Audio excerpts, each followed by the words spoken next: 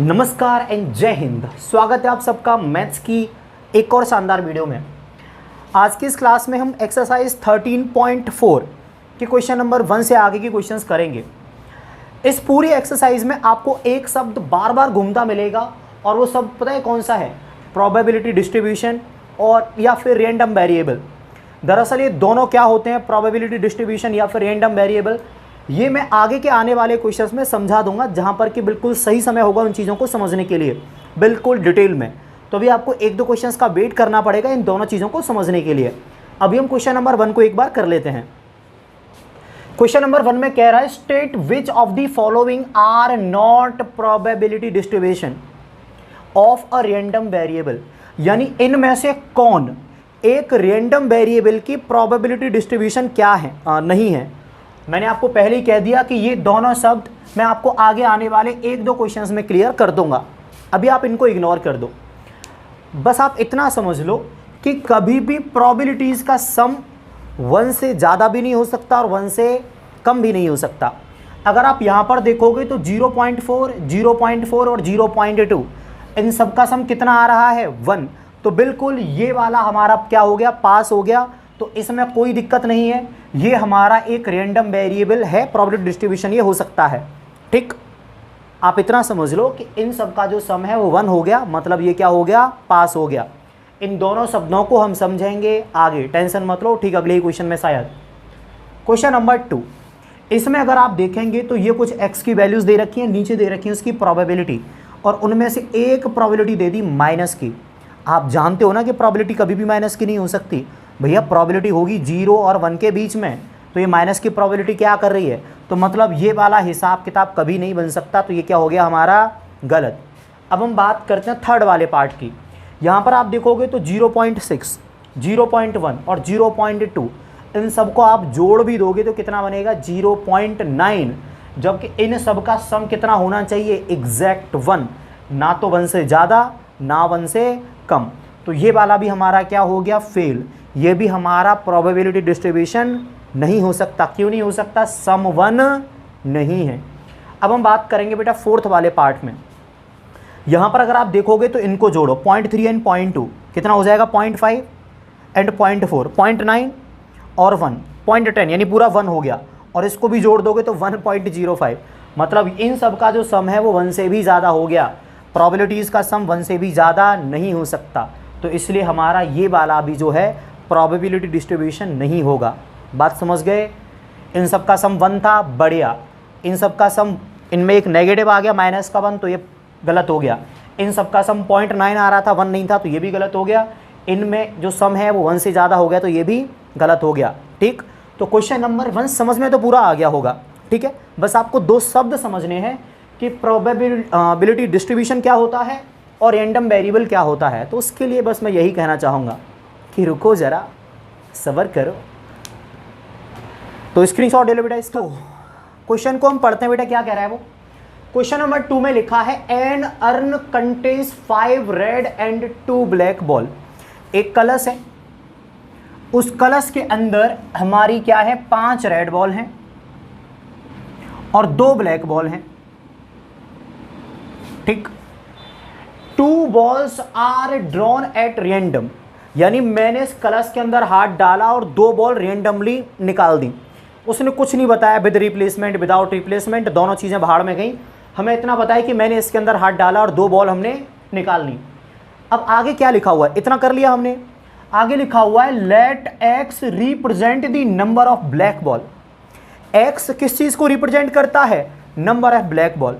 ठीक है, एक्स किस चीज़ को रिप्रेजेंट करता है कि ब्लैक बॉल कितनी निकल के आ गई।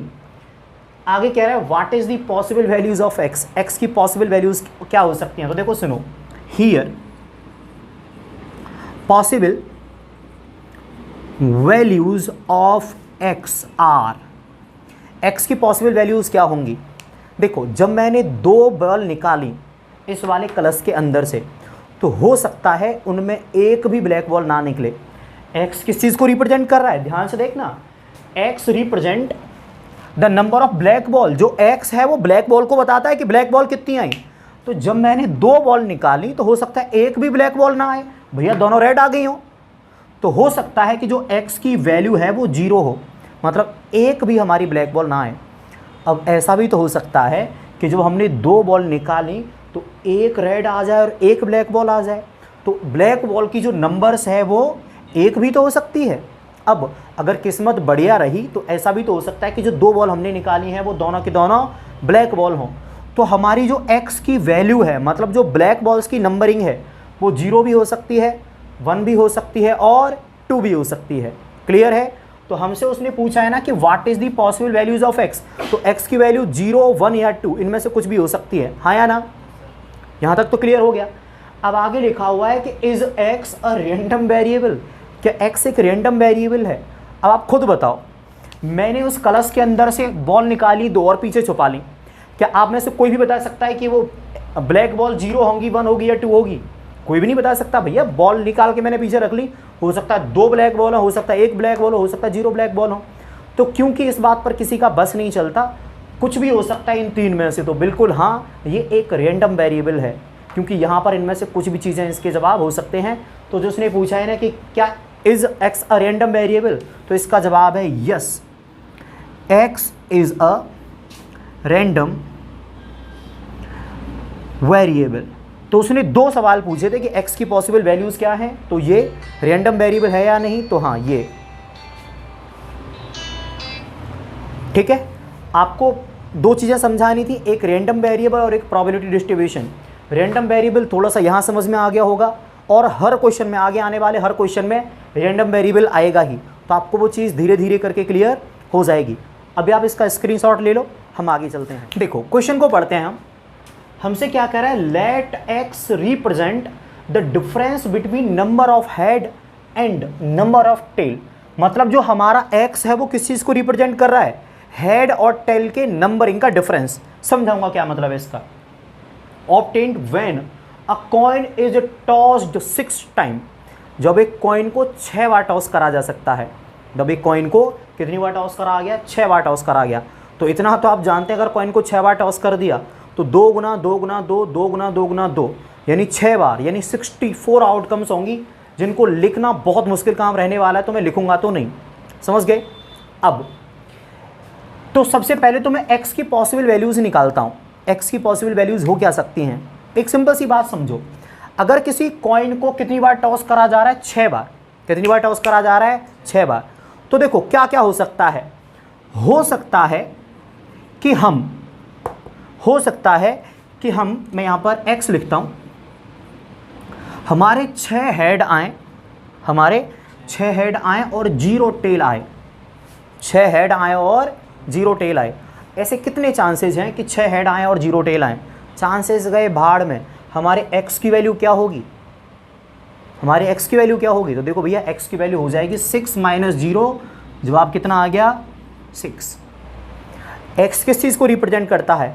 x इस बात को रिप्रेजेंट करता है कि हेड और टेल का डिफरेंस कितना है। तो हमने मान लिया कि पूरे के पूरे, जब मैंने कॉइन को 6 बार टॉस करा तो 6 हेड आ गए और टेल कितने आए? 0। 6 हेड आए और टेल कितने आए? 0। तो x की वैल्यू कितनी हो जाएगी? 6 माइनस 0 यानी कि 6। सही है। अब और क्या हो सकता है? आगे लिखा हुआ है, ऐसा भी तो हो सकता है कि जो हमारा नंबर ऑफ हेड है, हमारे 5 हेड आए और 1 टेल आ जाए। ऐसा भी तो पॉसिबल हो सकता है ना कि 5 हेड आए और 1 क्या आ जाए? टेल आ जाए। तो देखो भैया, इस बात के चांसेस होंगे, यहाँ पर x की वैल्यू होगी 5 माइनस 1, 4। तो जो हमारी x की वैल्यू है वो 4 भी हो सकती है। ठीक। अच्छा, और कुछ पॉसिबिलिटीज़ हैं? बिल्कुल हाँ, ऐसा भी तो हो सकता है कि हमारे 4 हेड आएँ और 2 टेल आएँ। तो यहाँ पर जो डिफरेंस है वो कितना हो जाएगा? बिल्कुल, डिफरेंस 2 भी हो सकता है यहाँ पर भी। सही है या नहीं? अब ऐसा भी तो हो सकता है कि जो हमारे हेड हैं वो कितने आए? 3, और जो टेल हैं वो भी कितने आ जाएँ? 3। यहाँ पर x की वैल्यू क्या होगी? 3 माइनस का 3 यानी कि 0। क्लियर है या नहीं? अब ऐसा भी तो हो सकता है कि जो हमारे हेड हैं वो आए 2, और जो हमारे टेल हैं वो कितने आए? 4 टेल। यहाँ पर भी जो डिफरेंस है वो कितना आएगा? 4 माइनस का 2, 2। आप कहोगे सर माइनस का 2 आना चाहिए, तो इसका जवाब है नहीं। उसने हमसे क्या पूछा है, डिफरेंस। डिफरेंस हमेशा पॉजिटिव ही होता है। डिफरेंस का मतलब होता है कि आप हमेशा बड़ी वैल्यू में से छोटी को ही घटाएंगे, ठीक। तो डिफरेंस कितना आ गया इन दोनों का, 2। अब ऐसा भी तो हो सकता है कि हमारा एक हेड आए और हमारे 5 क्या आ जाएं, टेल। यहाँ पर भी डिफरेंस कितना आएगा, 4। और एक लास्ट पॉसिबिलिटी ऐसा भी तो हो सकता है कि जो हमारे हेड हैं वो आए ही ना, तो 0 हेड और बाकी के पूरे 6 के 6 क्या आ जाएँ, टेल। पूरे के पूरे 6 टेल आ गए। इस बात के चांसेस कितने हो सकते हैं, यहाँ पर डिफरेंस कितना हो जाएगा, 6 माइनस का 0, तो वो हो जाएगा 6। तो अगर मैं आपसे पूछूं कि x की वैल्यू क्या हो सकती हैं, तो देखो भैया x की जो वैल्यूज़ हैं, जो x की वैल्यूज़ हैं वो कितनी आ गई। x की वैल्यू हो सकता है कि 0 हो, x की वैल्यू हो सकता है कि 2 हो, x की वैल्यू हो सकता है कि 4 हो, और x की वैल्यू हो सकता है कि 6 हो। x की बस यही वैल्यूज़ हो सकती हैं और कुछ नहीं हो सकता, क्योंकि x रिप्रेजेंट करता है डिफरेंस को। x ऐसे इसको रिप्रेजेंट करता है डिफरेंस को, कि हेड और टेल के बीच में डिफरेंस कितना है। तो अगर हम यहाँ तक के हिसाब से देखें तो x की वैल्यू 0, 2, 4, 6 हो सकती हैं। और आपको बता दूँ बिल्कुल हाँ, x यहाँ पर भी एक रैंडम वेरिएबल है। यहाँ तक के लिए मैं आपको थोड़ी देर के लिए टाइम दे रहा हूँ, आप आराम से पॉज करके समझ लो मैंने क्या बताया। मैं आपको फिर आगे का बताता हूँ। मैंने इस टेबल को थोड़ा सा ज़्यादा बना दिया, मुझे लगा कि इसका उन्होंने प्रोबेबिलिटी डिस्ट्रीब्यूशन भी पूछा है, तो नहीं। उन्होंने क्वेश्चन में केवल क्या पूछा था, what are the possible values of x। तो बिल्कुल x की पॉसिबल वैल्यूज़ 2, 0, 2, 4 और 6 यही हो सकती हैं। तो ये वाला हमारा क्वेश्चन नंबर 3 हो गया कंप्लीट। आपको समझ में आ ही गया होगा बेटा। हम आगे चलते हैं क्वेश्चन नंबर 4 पर। अब क्वेश्चन नंबर 4 की बारी है। इसमें वो क्या कह रहा है, find the probability distribution of. तो बिल्कुल जो मैंने पहले वाले क्वेश्चन में शब्द स्किप करा दिया था, यहाँ पर वो आपको अच्छे से समझ में आ जाएगा। प्रोबेबिलिटी डिस्ट्रीब्यूशन क्या होता है, टेंशन नहीं लेने का, अपन कराता है। तो बेटा हमें प्रोबेबिलिटी डिस्ट्रीब्यूशन निकालनी है 3 बार अलग अलग, पहले पार्ट में, फिर दूसरे पार्ट में, फिर तीसरे पार्ट में। देखा जाए तो उन्होंने 3 क्वेश्चन एक साथ लपेट दिए हैं। एक क्वेश्चन ये रहा, दूसरा ये रहा और तीसरा ये रहा। तो चलो एक एक करके शुरू करते हैं।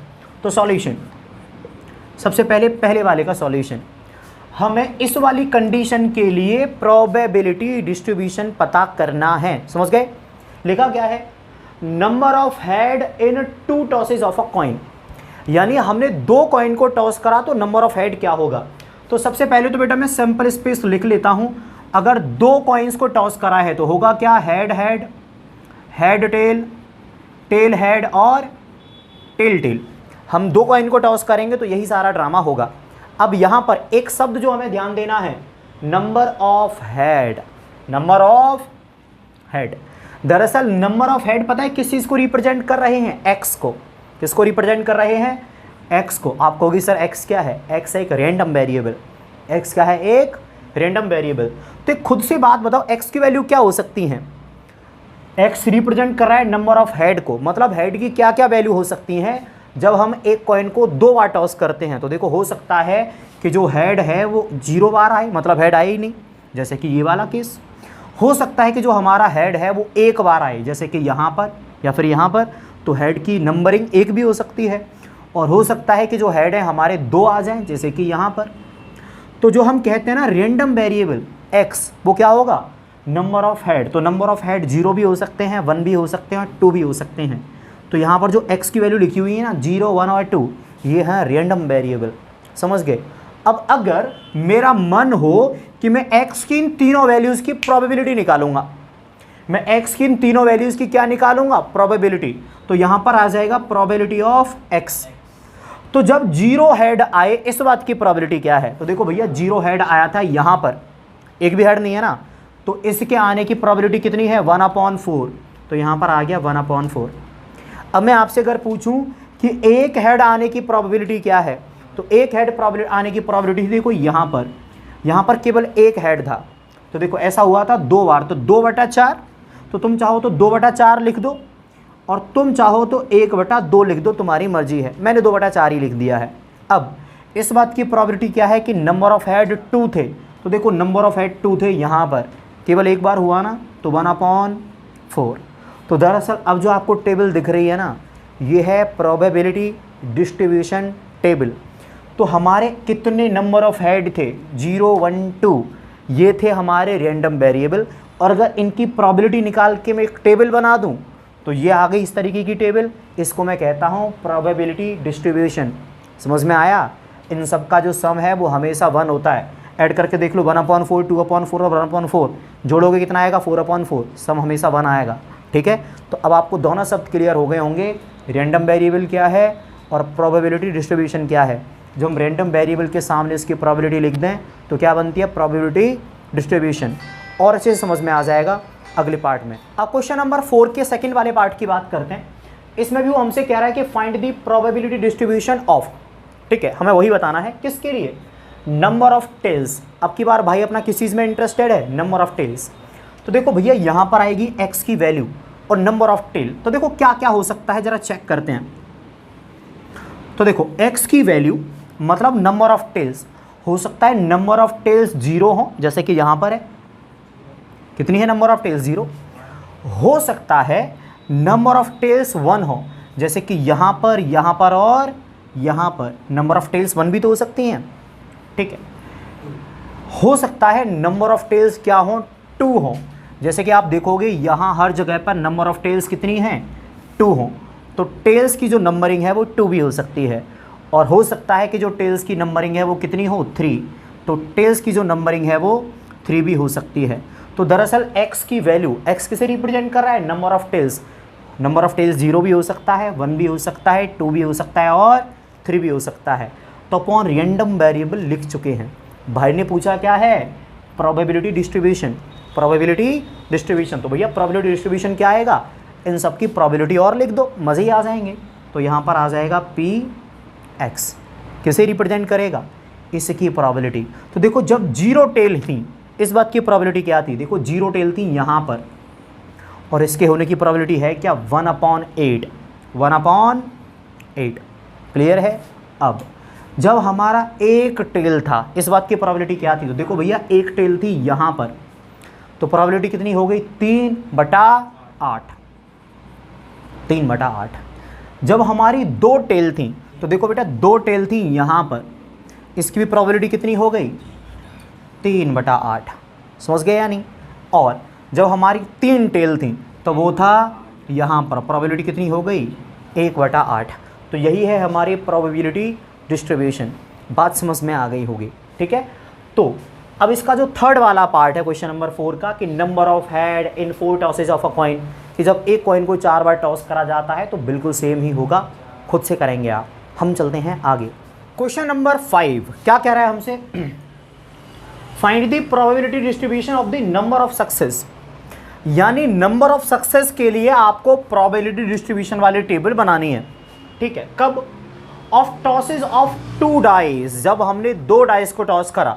2 डाइस को टॉस करने पर आपको पता है 1 1 1 2 1 3 करके 36 हमारी आउटकम्स आती हैं। ठीक है, अब कहानी में ट्विस्ट क्या आया कि हम नंबर ऑफ जो सक्सेस है वो क्या मानेंगे, हमारी सक्सेस ये है कि नंबर जो है वो ग्रेटर देन 4 आए। आराम से, काम डाउन, बात को सुनो भाई, बहुत चटपटा रहने वाला ये वाला क्वेश्चन, इतनी आसानी से समझ में नहीं आएगा। हालांकि गज्जू जो मेरे अभी सामने बैठा है वो कह रहा था कि सर ये वाला क्वेश्चन स्किप करा दो, लेकिन बहुत कॉम्प्लेक्स है इसलिए मैंने स्किप नहीं कराया। बात क्या है, हमने 2 डाई को एक साथ टॉस कर दिया तो 1 1 1 2 1 3 करके 36 आउटकम्स आ गई।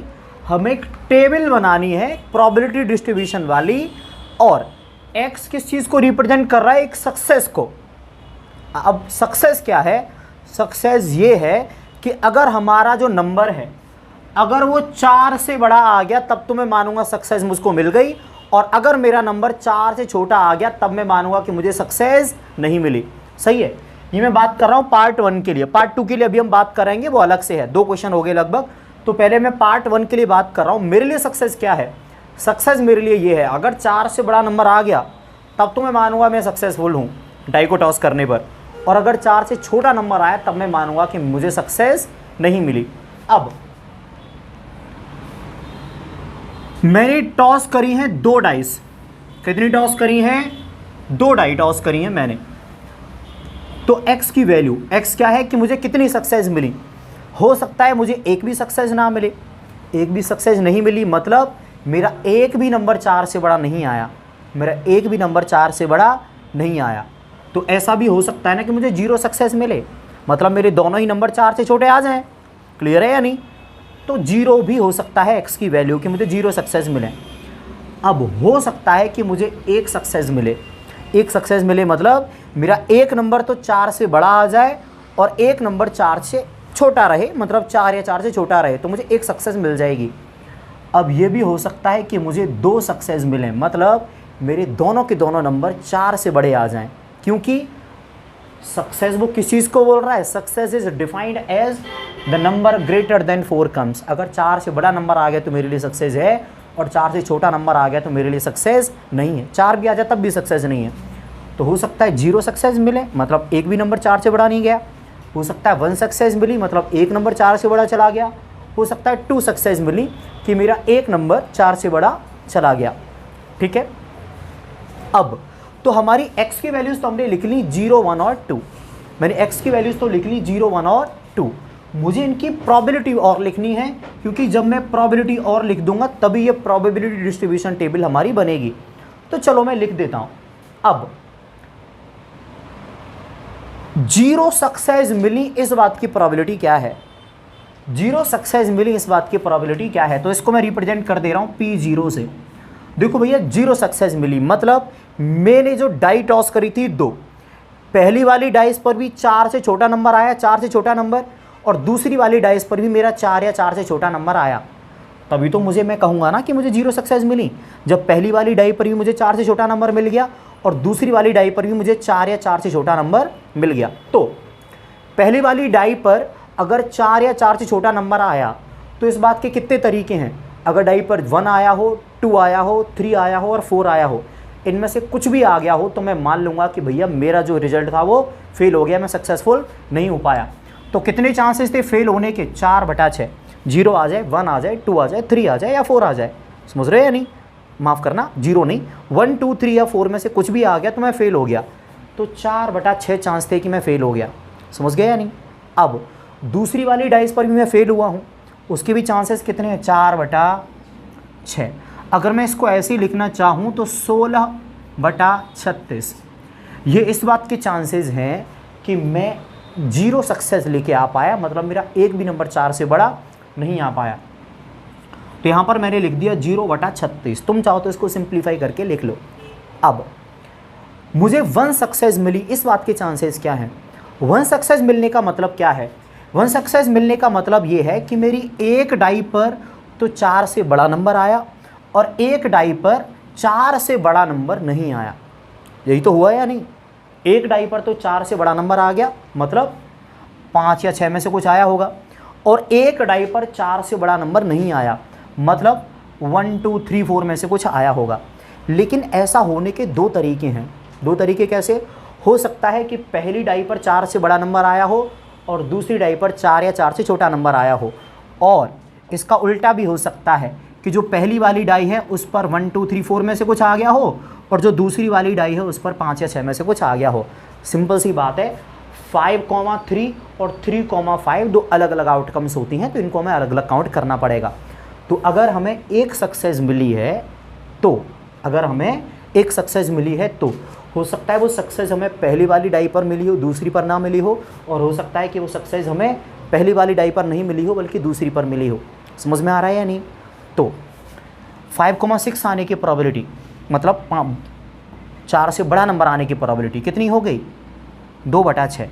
जबकि 4 या 4 से छोटा नंबर आने की प्रोबेबिलिटी 4/6 प्लस 4 या 4 से छोटा नंबर आने की प्रोबेबिलिटी 4/6 और 4 से बड़ा नंबर आने की प्रोबेबिलिटी 2/6। सिंप्लीफाई कर लें, 4 दूनी 8/16, 4 दूनी 8/16, जोड़ेंगे तो 4 दूनी 8 और 8 16/36, नीचे 36 आएगा, तो ये हो जाएगा 16/36। इसको सिंप्लीफाई करने पर समझ में आ रहा है या नहीं?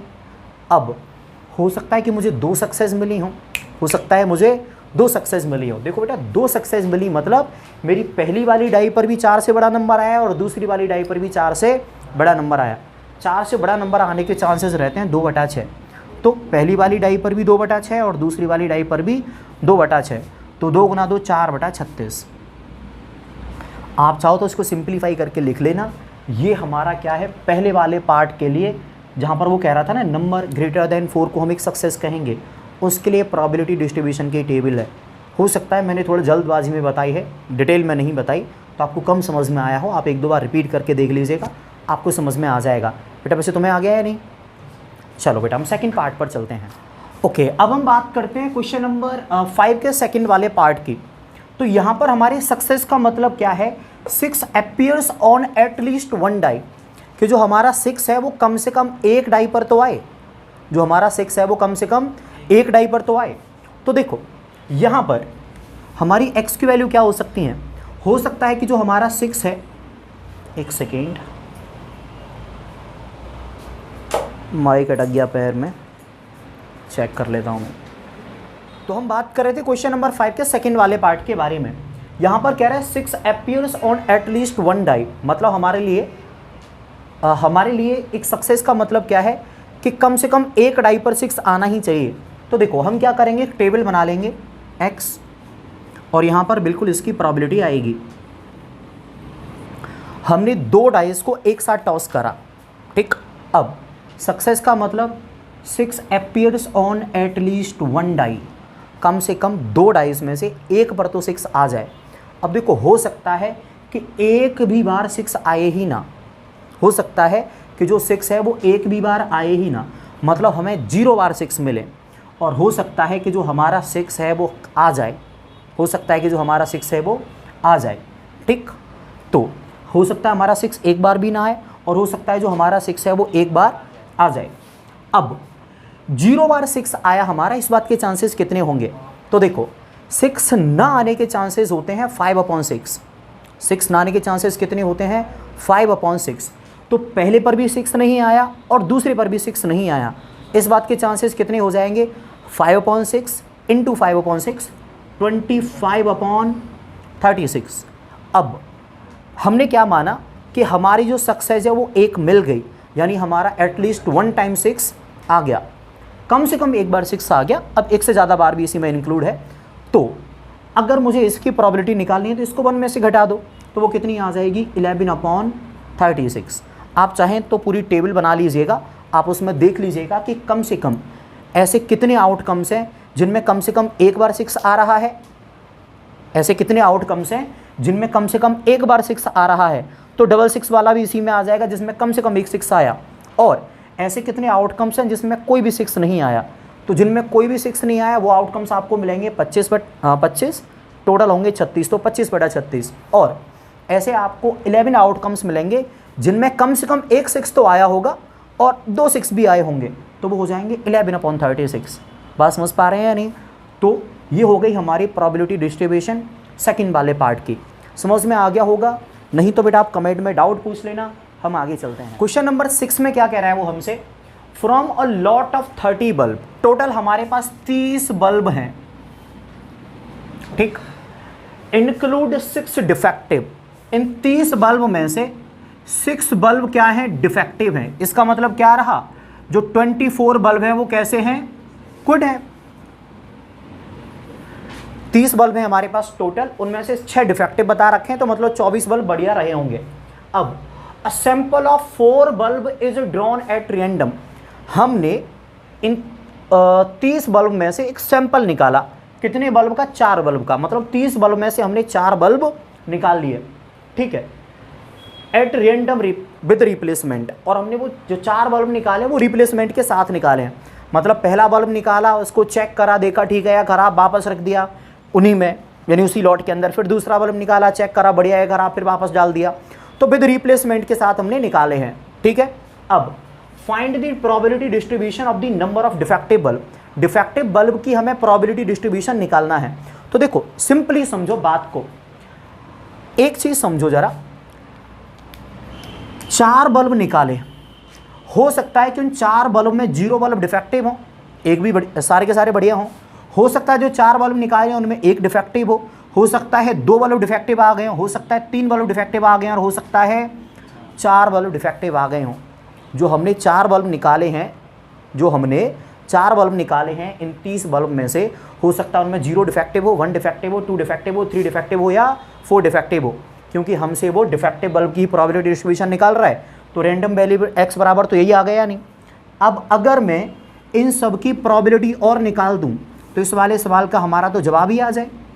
अगर मैं इस सब की प्रोबेबिलिटी और निकाल दूं तो मेरा तो काम ही खत्म हो जाए। तो चलो मैं उसको भी करता हूं।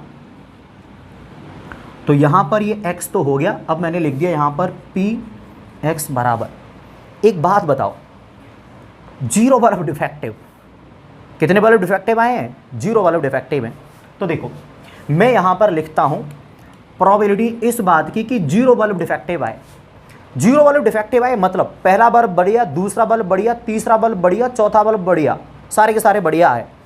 पहला बल्ब बढ़िया निकला, बढ़िया बल्ब निकलने की प्रोबेबिलिटी है 24/30। किसी भी बल्ब के बढ़िया होने की प्रोबेबिलिटी कितनी है? 24/30। अगर इसको सिंप्लीफाई करके लिखोगे तो हो जाएगा 5/6।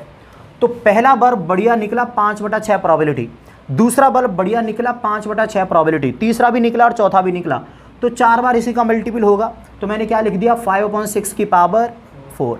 क्लियर है? ये इस बात की प्रोबेबिलिटी है कि पहला बल्ब बढ़िया इंटू दूसरा बढ़िया, तीसरा बढ़िया, चौथा बढ़िया। क्लियर है? अब सही है ये वाली बात। तो मैं इसको यहाँ पर लिख देता हूँ 5/6 की पावर 4। क्लियर है? अब हो सकता है कि हमारा एक बल्ब क्या निकले?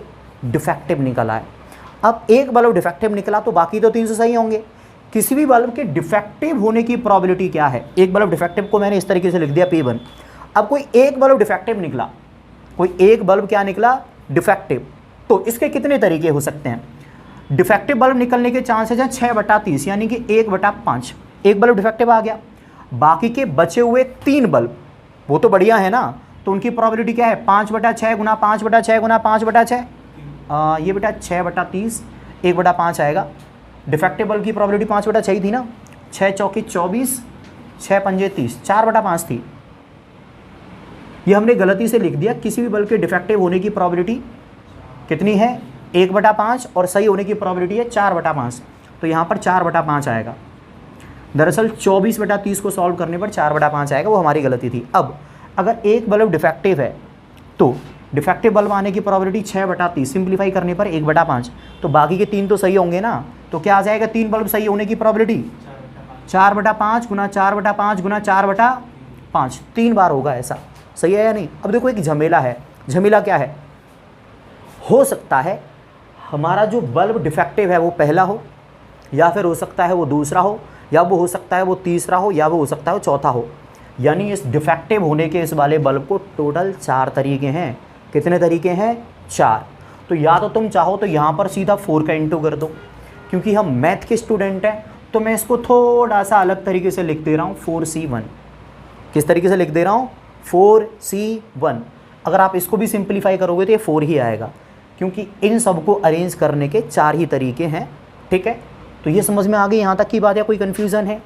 इन बल्ब को अरेंज करने के लिए भाई 4 जगह थी, उन 4 जगह पे मुझे एक डिफेक्टिव बल्ब को अरेंज करना है, बाकी तो सही अपने आप अरेंज हो ही जाएंगे। तो तरीके कितने हो गए? 4C1। अगर आप इसको सिंप्लीफाई करोगे तो इसकी वैल्यू आएगी, मैं आपको बता दूं, 256/625। कितनी आएगी इसकी वैल्यू? 256, बिल्कुल 256/625।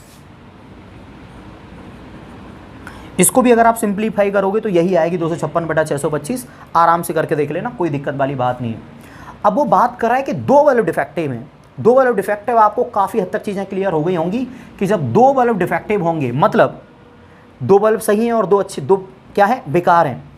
तो जो 2 बल्ब सही हैं उनके आने की प्रोबेबिलिटी क्या है? 1/5 की पावर 2। भाई पहला बल्ब मान लो हमने क्या आ गया? डिफेक्टिव आ गया, और दूसरा भी डिफेक्टिव आ गया, तो 1/5 इंटू 1/5 मैंने 1/5 की पावर 2 लिख दी। सही है या नहीं? अब 2 बल्ब सही भी होंगे, तो जो 2 बल्ब सही आए हैं उनकी प्रोबेबिलिटी क्या हो जाएगी? 4/5 की पावर 2। क्लियर है? अब बिल्कुल हमें नहीं पता कि ये जो 2 बल्ब डिफेक्टिव है ये कहाँ रखे हुए हैं, और ना हमें ये पता कि जो 2 बल्ब बढ़िया हैं ये कहाँ रखे हुए हैं। इनके तो बहुत सारे कॉम्बिनेशन हो सकते हैं ना, तो उनको ऐसे ढूंढते फिरोगे तो गली गली भटकना पड़ेगा। एक बुद्धिमान व्यक्ति पता है क्या करेगा?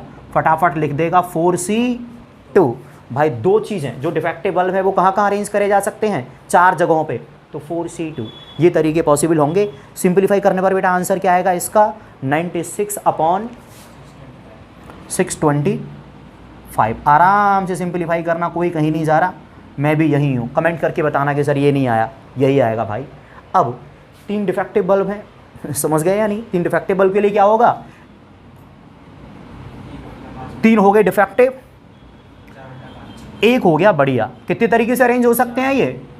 4C1 या फिर ये वाले 4C3 लिख लो, एक ही बात है, 4C1 और 4C3 की वैल्यू सेम ही होती है। तो हमने पता चला या नहीं, 3 डिफेक्टिव बल्ब के लिए ये आएगा। सिंप्लीफाई कर लो भाई, कितना आने वाला है? 16/625। अब उसी तरीके से चारों के चारों बल्ब डिफेक्टिव आ गए। क्या तरीके हैं? 1/5 की पावर 4 सारे डिफेक्टिव आ गए। इनको अरेंज करने के तरीके 4C4, इसकी तो वैल्यू 1 आने वाली है, तो 1/5 की पावर ये सिंप्लीफाई करने पर आप सबको पता है 1/625 आने वाला है। देखो मुझे नहीं पता कि इतने कम समय में आपको कितना बेहतर समझा पा रहा हूँ, लेकिन अगर आप 1-2 बार रिपीट करके देखोगे तो बात आपके पल्ले पड़ जाएगी। ठीक है, हम चलते हैं बेटा आगे वाले क्वेश्चन नंबर 8 को देखते हैं बेटा। वो क्वेश्चन नंबर 7 हमने स्किप करा दिया है, बहुत नॉर्मल है, बहुत ज़्यादा कुछ था नहीं इसलिए।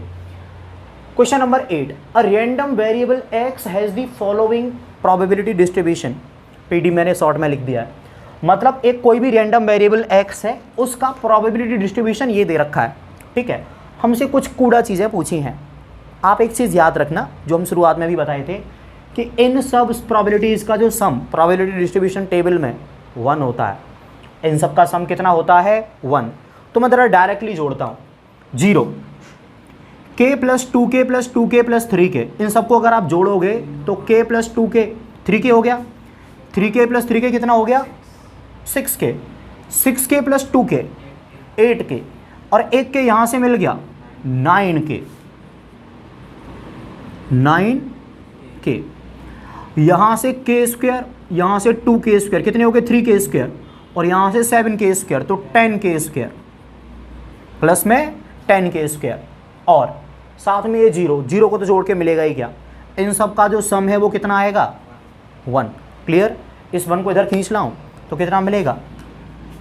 -1 = 0। कॉल आ गई थी, हमें मिला था क्या? इन सबको जोड़ने पर 10k² प्लस का 9k = 1। उस वाले 1 को मैं इधर खींच लाया तो -1 = 0। अब बेटा मैं इसके फैक्टर कर देता हूँ, तो इन दोनों का इंटू होगा, तो दरअसल फैक्टर कर दे रहा हूँ मैं 10k² प्लस का 10k माइनस का k, -1 = 0।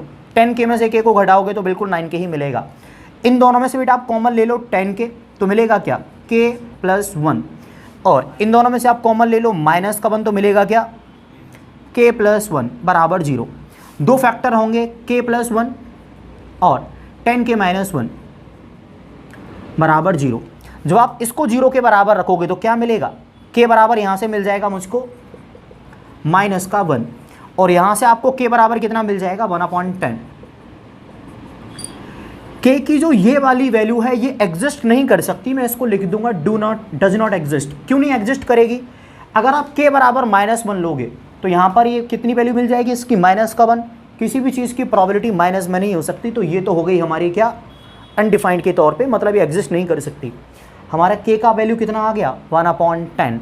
ठीक है, अब हम इसका एक एक पार्ट करके सॉल्व करते हैं। तो इस क्वेश्चन का जो पहले वाला पार्ट जिसमें वो कह रहा है k की वैल्यू क्या होगी, तो देखो k बराबर आ गया हमारा 1/10, पहला पार्ट खत्म। फिर वो हमसे कह रहा है सेकंड वाला पार्ट। सेकंड वाले पार्ट में क्या करना है? k > 3।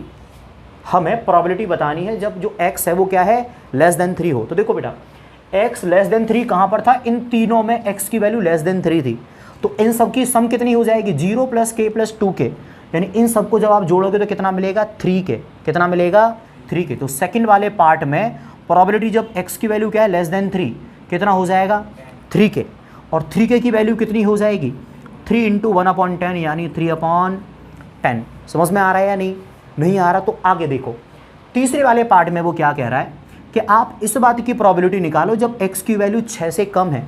तो देखो बेटा x की वैल्यू यहाँ से लेके यहाँ तक 6 से कम ही है।